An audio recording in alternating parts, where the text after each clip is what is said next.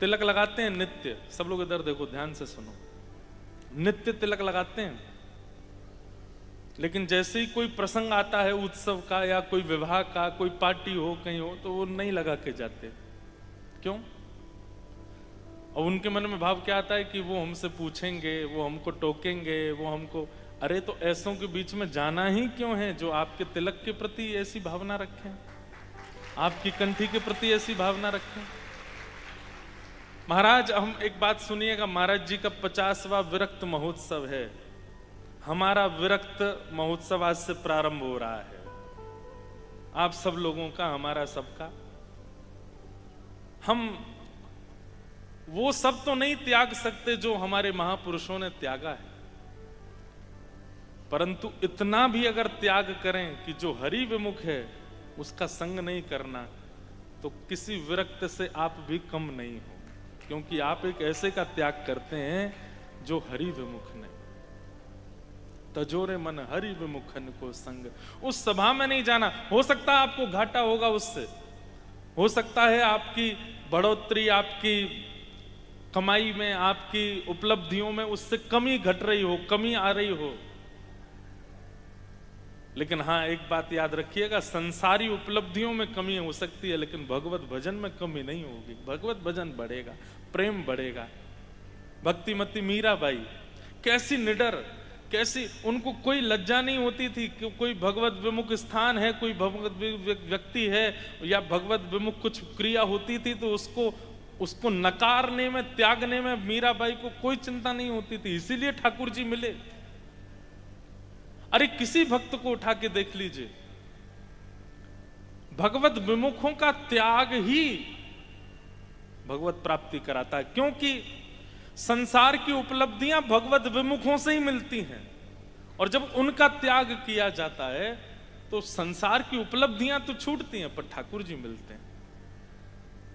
इसलिए जाके संग कुमति उपजत है, जिसके संग से कभी क्रोध का वर्धन हुआ था, जिसके संग से कभी काम का वर्धन हुआ था, जिसके संग से किसी दोष का वर्धन हुआ था, वो चाहे कितना भी सामीप्य का क्यों ना हो उसका त्याग करो।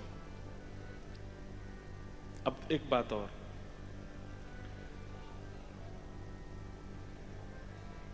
त्याग भी दो प्रकार के होते हैं। एक तो होता है कि देह से ही उसका त्याग कर दिया, पर देह से तो त्याग नहीं किया पर मानसिक त्याग कर दिया।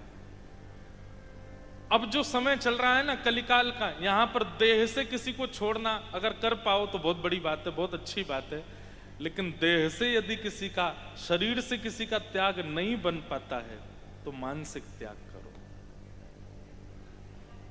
महाप्रभु जगन्नाथ जी के परम भक्त हुए श्री अंगद जी महाराज, सब लोग इधर देखो, इधर देखो, कथा सुनो। पीछे वाले आएंगे, चिल्लाएंगे, आपके ऊपर चढ़ेंगे, पर आप कथा सुनो। हम भी सुना रहे हैं ना, 3 दिन की बात है बस। नहीं, आपके लिए तो 9 दिन है, हमारे लिए 3 ही दिन है। आप ज्यादा फायदे में हो, हमको तो यहाँ से फिर जाना। अच्छा, मैं कल महाराज जी से एक बात कह रहा था, मैं ये कोई लाग लपेट वाली बात नहीं, इसमें बिल्कुल भी असत्यता नहीं है, बिल्कुल सत्य बोल रहा हूं। कहीं भी कथा करने जाते हैं तो वक्ता की प्रतीक्षा पूरा नगर करता है। जैसे हम कहीं कथा करने जाते हैं, लोग बात कहते हैं महाराज जी हम तो 6 महीना से प्रतीक्षा कर रहे थे, हमको तो जब से पता चला हम तब से प्रतीक्षा कर रहे थे।